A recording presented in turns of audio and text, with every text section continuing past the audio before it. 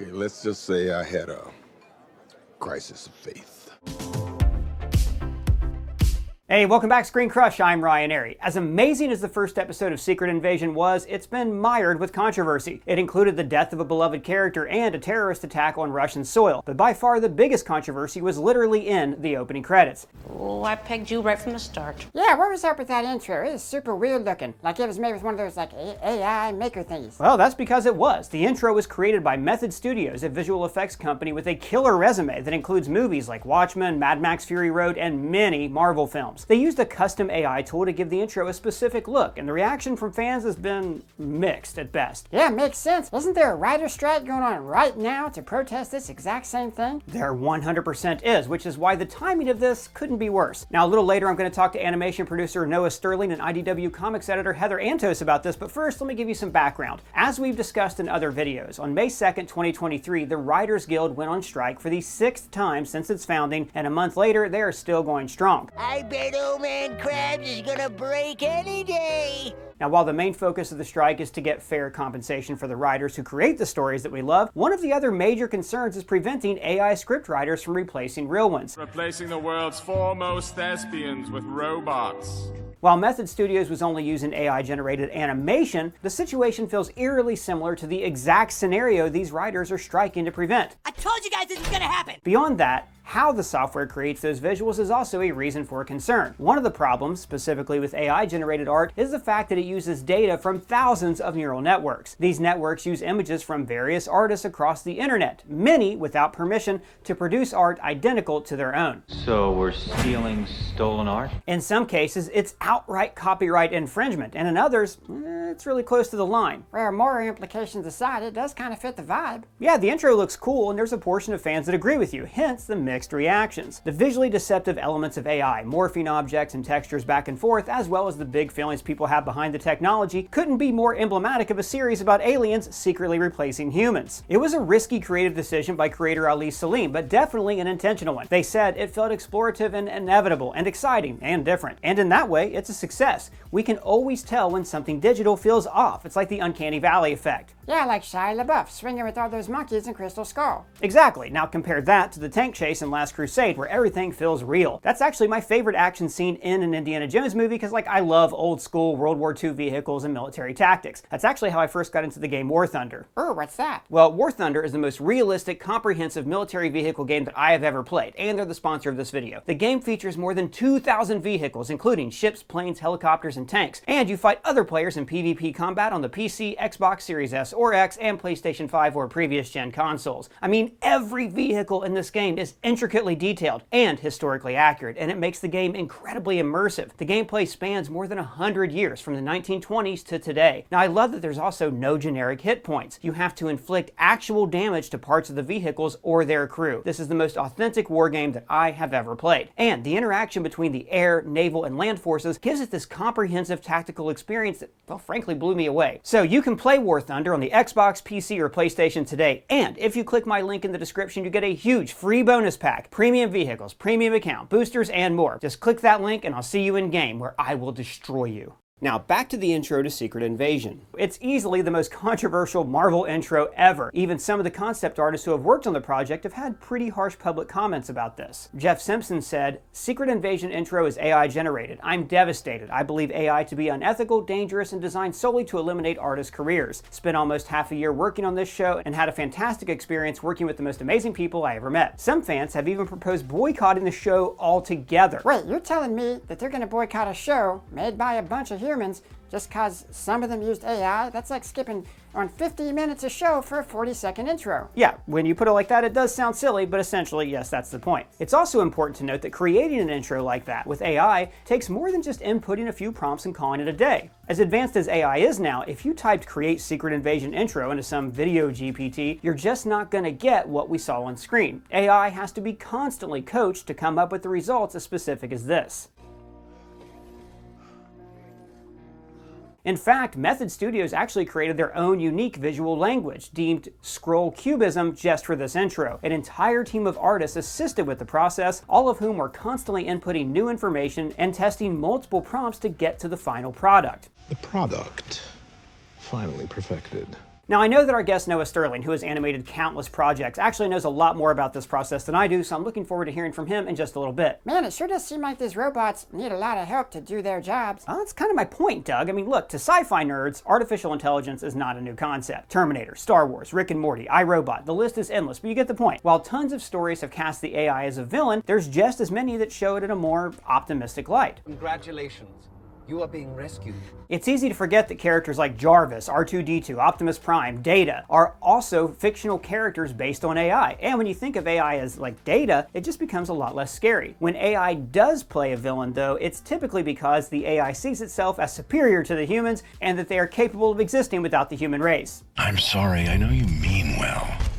You just didn't think it through. For instance, here's an AI-generated Ryan Arey. Welcome back, Screen Crushers. Almost anything AI generated is fairly distinguishable from what humans can create, although the margin is getting thinner. Regardless though, AI can't work without human input. Malfunction. Need input. Human interaction is at the very core of AI's design. Without it, it's literally lifeless, which is something to keep in mind when we're talking to people who think that they're Sarah Connor. You're terminated, Now, while the Secret Invasion intro is certainly one of the more unique intros we've ever seen, it still looks off. Like, there's no reason to put a nose like that on the side of Sam Jackson's face mid-transition here. There's just some things that AI is going to overlook. Even the most advanced forms of ChatGPT have a hard time carrying a story or keeping facts straight without humans having to constantly correct it. If you douse me again and I'm not on fire, I'm donating you to City College. People worry that AI will replace talented artists and creators, but in reality, AI is a tool, not some capitalist Ultron. Not yet. Keep your friends rich and your enemies rich and wait to find out which is which. It works best when it's in a symbiotic relationship with the creator, augmenting the quality and speed of production. In fact, AI could actually be the answer to many of the problems caused by the ongoing writer's strike. Hitting it with that Uno reverse card. Love to see it. Look, hate it or love it, AI integration not only simplifies the production process, but it's been doing so for years. The only thing that's really changed is the capability of the technology. The strike has already delayed numerous projects, which could make AI vital in closing that content gap once the strike is over. So we can see our favorite shows sooner? Exactly. Now, of course, this only works if these creators are willing to work with AI and if the creators are getting paid. Pay your writers. AI also makes big budget quality more accessible, which means smaller studios and indie creators can create cutting edge visuals without breaking the bank. Also, let's not ignore the moral panic that humans get every time you guys create a new technology. Little hurtful, but fair. CGI, for example, was an innovation that directly threatened prop makers, set designers, makeup artists, and more. Now CGI is a part of every movie we see, for better or worse. It's meant to wind like a river. It comes. And its prominence didn't necessarily kill all those other industries. I mean, heck, they even said streaming would kill the video rental industry, but as you can see, business is booming. Anybody need anything? Anybody? Creating art is uniquely human, and AI literally can't replicate anything close without increasing interaction. I need human brains to survive! So, while controversy around Secret Invasion's use of AI in its intro has valid points on both sides, at the end of the day, AI isn't necessarily a threat when used as a tool, which seems to be exactly how it was used here. Go, go, gadget butter knife. Wowzers. And now I am joined by two people who know way more about this topic than I do. We have animation producer Noah Sterling. You've seen his work on Marvel, DC, and all over the internet in various music videos. And we also have group editor of licensing at IDW, Heather Antos. So both of you have some expertise about art and artists and AI and animation, things like that. So I'm very excited to get your take on this. Noah, I just want to start with you. So can you talk about this actual intro to Secret Invasion? Like, what kind of AI art is this? And, could it have even been done by humans? Like, what was the means of creation here? Yeah, it's hard to know the exact process that they used. My guess would be is that they had a series of art pieces or still photographs of the different elements that were likely created by a human or photographed, and then they put them through an AI diffuser model, either Stable Diffusion or one of the other variants built on top of Stable Diffusion. And what you can do is go through the process of creating these weird morphy images where one kind of distorts and moves into the other. based on the input data that you've put into the software. It's hard to know exactly which software that they used because there are a lot of different ways you can do that particular technique. But my best guess is that they had original illustrations, photos, or renders that they then put through the AI model to create that looping, warping, distorting effect. So just to follow up on that really quick, as an animation producer, I know you've touched on a lot of different genres, love your work. How could this have been made just by a human being? Like this particular art the style. interesting thing about that type of animation is it's not meant to look like it was made like a human being. That style is, notably meant to look AI generated, meant to look artificial, meant to look like a computer creating weird connections between the different images. So you're getting strange artifacting that looks unnatural and distorted. And thematically, I'm sure that's what they were going with. They were trying to go with the thematics of something looking off. They were going for a facsimile of imagery that looks unnatural, that looks strange. And so probably baking in the process of creating this imagery using AI with the thematics of the TV show itself. I looked at this and I thought, boy, if you wanted to do that with a human, it looks like it's painted, it's hand drawn, like that short film, that Oscar-winning short film, The Old Man and the Sea. To me, it looked like something that would have just taken thousands of man-hours to accomplish, and then AI can use these images to take the shortcut. I thought it was interesting that you said it would have to start with an image generated by a human. Is that because just from a technical perspective, it would need to start as an image drawn by a human? Or is it like illegal, like a copyright thing? They couldn't have just told like an app to say, make me a scroll. So the copyright gets complicated because you cannot copyright AI generated imagery because it is not created by a human. You can only copyright imagery and creations made by humans. But if you hand alter and adjust that imagery, then it is the work of a human. But the line of where something is purely artificially generated and where it's created by a human is honestly kind of blurry, because you can use these AI tools in a very focused, direct way. You can train your own models. You can use it as a tool where you are very active in the creation. And I think that there's a bit of nuance that is lost in terms of how this imagery is made and how the technology works. Because I think that people's discomfort has largely to do with the lack of, human input and human choice in the way the images are created. And let's be real, if you're using something like Midjourney or Stable Diffusion or Leonardo, a lot of the time, you're not acting like a creator or an artist. You're acting more like a producer or maybe a client that is commissioning artwork. As a animation producer, I give a lot of instructions to real animators on what to create and the specifications, but I wouldn't call myself the creator of the work that is then made. Conversely, you can use you can use this technology in a way that is a lot more deliberate. You can train models on your own work. You can train them with a lot more specificity where you are active in the way the technology is working. And in that case, I would say you are the creator. You are using this as a tool, as an artist, where the work is the output of a human. It really depends how you're creating the work and your relationship with the technology and the level to which you are making yourself a part of the process of creation. Now, Heather, your background is primarily in comic books, so it's not quite in the same, AI art doesn't quite fall in the same categories that Noah's talking about. Before we get into like a few follow-ups to what Noah said, what are just your general feelings on AI art with people like making fun portraits of themselves with AI art or with corporations using it? Where do you land on this? I mean, yeah, the conversation when it comes to commercial artists is always distilled down to what are the ethics, and how this art is being obtained to train the AI models. And when it comes to, I mean, Midjourney, for example, the developers in Midjourney have very openly said that they are stealing the art, they are pulling the art, you know, and it's been a very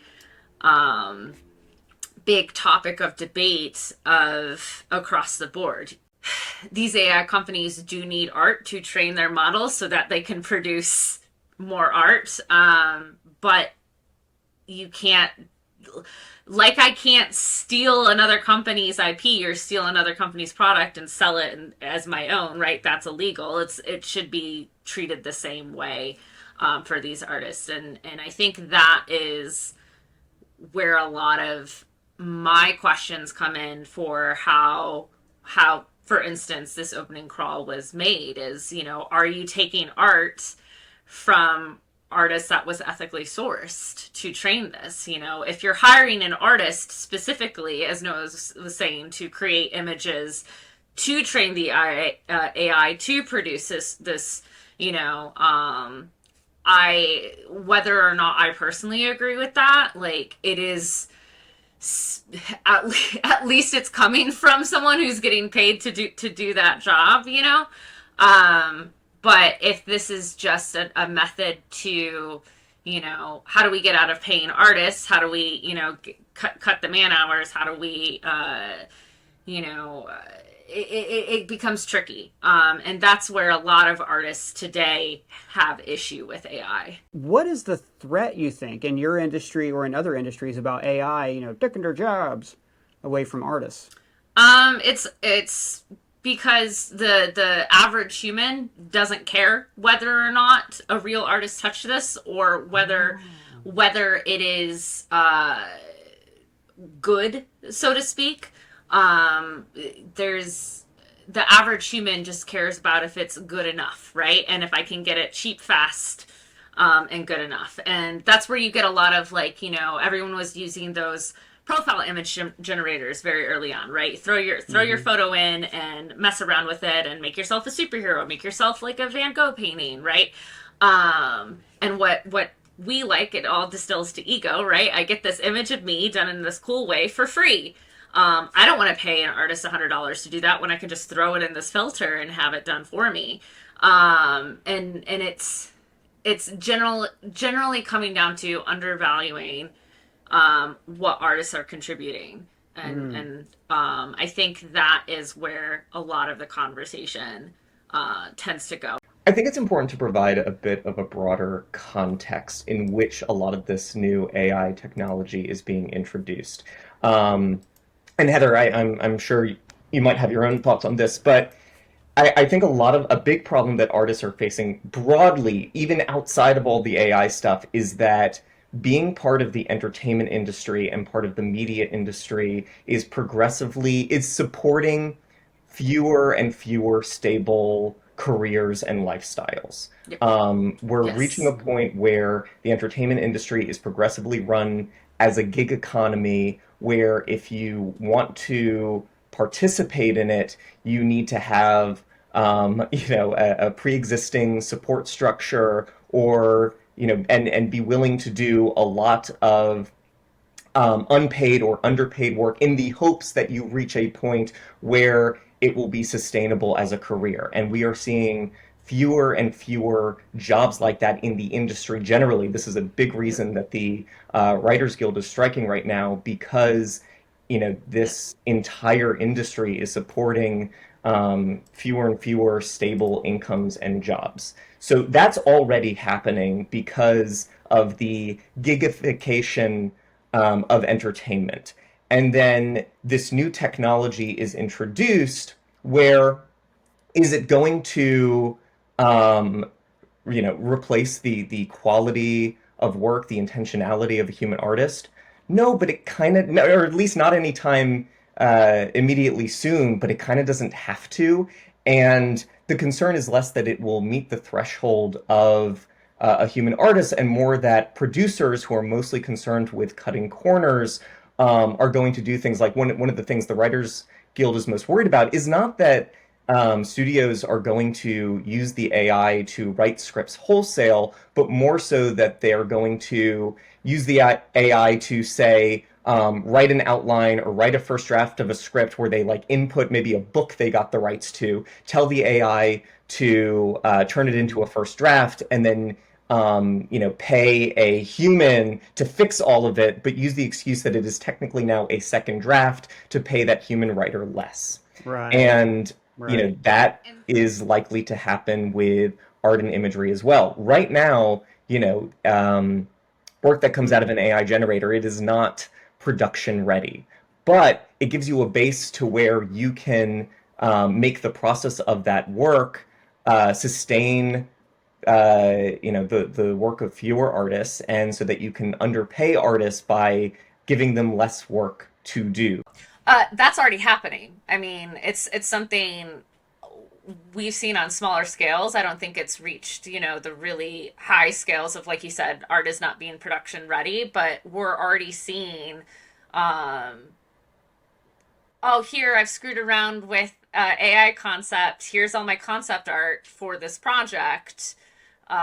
It's really cool. Now you artist copy it. So when you say, Heather, when you say, I've messed around with this, now you artists copy it, specifically, are you speaking, I don't want you to get in trouble. I'm not going to name names or anything, but right. writers are doing this. Writers are doing that. Okay, writers are doing it.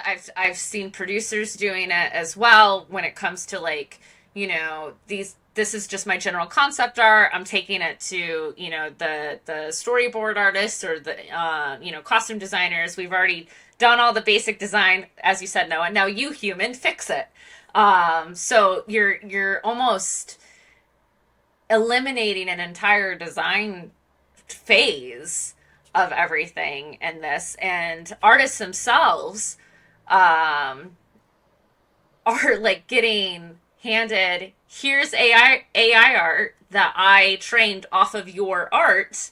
Now you finish it. And that's where it gets really uncomfortable, is when artists are seeing their work being used to train these AI, right? That they are not getting compensated for. So just to follow up on that, there's a certain, if I'm going to take a parallel to this, right? There used to be this book Marvel sold called How to Draw Comics the Marvel Way. Yeah. And it was essentially a guide, and I believe they would train new artists on this, of how to draw like Jack Kirby. Yes. And I think they continued to do this even after Kirby had left for, what he thought was greener pastures at DC, but that's for another video.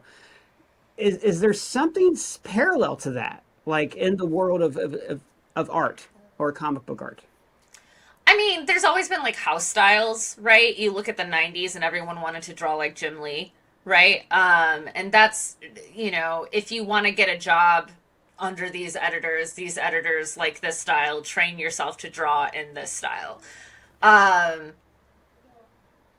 would say that's an entirely different skill set. It's still a human getting a job, right? Sure, sure. But in terms of the company saying, imitate Jack Kirby and we'll pay you less than we have to pay Jack Kirby, you're getting, it's sort of similar to AI art, where you're getting substandard work. No offense to artists I won't name who were told to copy Jack Kirby and then years later became greats on their own. But you are getting the same kind of thing. It's the corporation saying, it's not just a house style, it's do this. Like this guy. I feel like I would have to disagree. I think it's more like your self-checkout situation, where we're going to have a self-checkout happen, and then one person is going to oversee the all 6 self-checkout lanes. I think it's a much similar, situation to that. Okay, so as long as we have a human being, it's kind of what Noah said that surprised me so much, was that with this art, it likely started with one person, an actual rendering done by a human being. So I think we can all agree that that's the dividing line that we need. So Noah, just, this is all branching out into your field too, because now there's text to video and text to animation and make this thing claymation.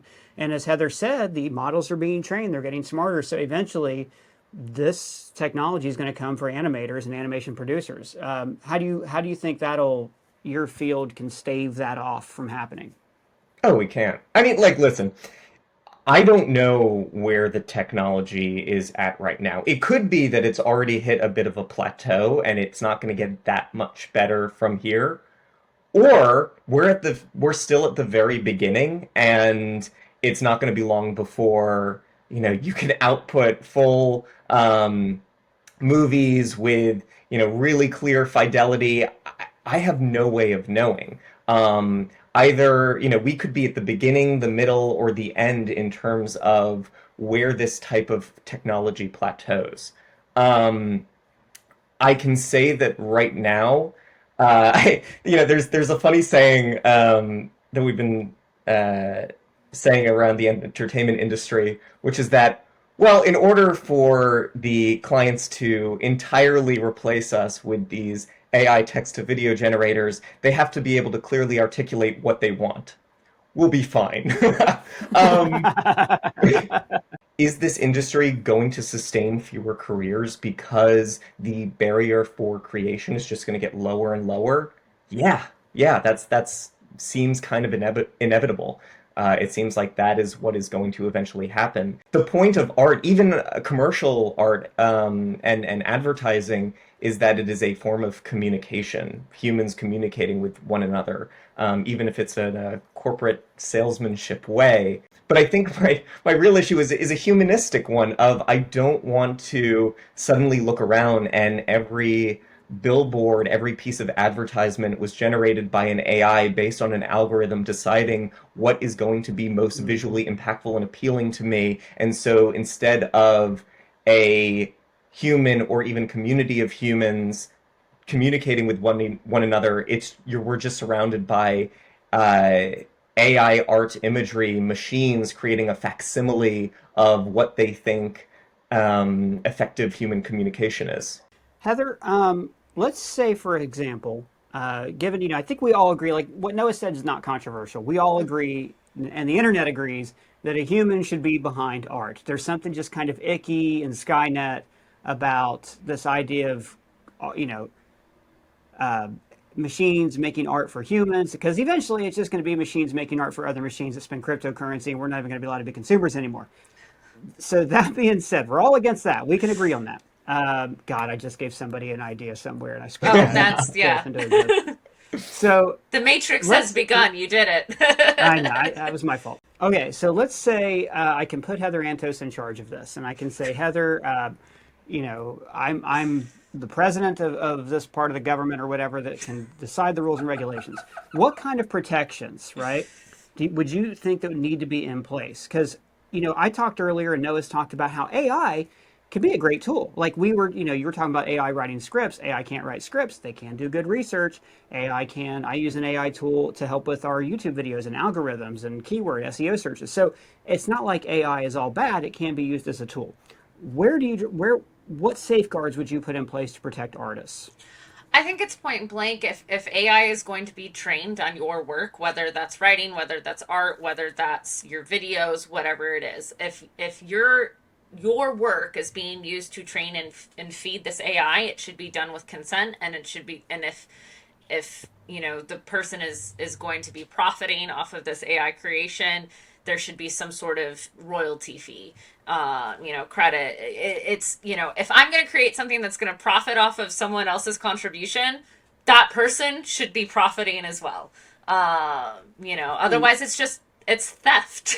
On the note of AI art being theft, I think it's a little more complicated than that. And I think the usage is what matters, because the way that the AI models work is, you're taking these giant data sets, you're putting them through, you're asking a learning model to create connections and inferences, and then you're putting it through a diffusion process and creating something entirely new. When you create a derivative work using an AI image generator, you are technically creating a brand new piece. And I think the language around calling it theft is a little unnuanced. Because I think that there are serious issues with using the AI to copy someone's style and aesthetic and then commercially profit off of it. However, I think the ramifications of making any type of derivative work something that you need to pay for would really limit creators, not just of AI work. Also, in my defense too, Ryan gave me omnipotent power, so I was just, obviously it's a much more nuanced conversation. But if I have omnipotent power, everyone whose work is being, fed through this through the diffusion, would be it would just be consensual. I think that's the biggest thing is, all of these artists who over a decade of work on DeviantArt or, any of these other platforms where the platform just is universally agreeing, your art can be used to train all of this stuff, right? That's not great. Whether or not it's in the terms and services, and that's where things get tricky for sure. I think if you're creating a commercial product, 100%, I agree with you. Unambiguously, I think that a strong argument can be made that the derivative work from an AI is new art, right? That it's not just simply a filter or a derivative work, like taking pieces from someone's pre-existing work. It is creating a new thing. However, I think that people's, and especially artists' visceral emotional discomfort that I agree with, that I empathize with, comes from the fact that I think for people, a lot of the people online that create art using Midjourney and other software like that, and especially using it to emulate the work of other artists, do so in a way that seems not to respect the artists that they're creating derivatives on. And you have this magic box that just sort of outputs these beautiful images, and the work that comes out of the magic box, to a lot of the people engaging with it, feels more real than the human artwork that went into training it. And I think that's the distinction that makes so many artists really uncomfortable. Yeah, and I think right now we're at like phase 1 of 100 when it comes to this argument. Morally, ethically, legally, I do stand by that AI is a great tool that to be used by a human. It's just not I don't think anyone's going to disagree with this. It should never be used to replace a human. Well, thank both of you very much for coming. I learned a lot, and I hope everybody else did too. Noah Sterling, where can the people find you out on the internet? You can find me on Instagram at NoahSterling42, and my website is noahsterling.com. And Heather Antos, where can the people find you?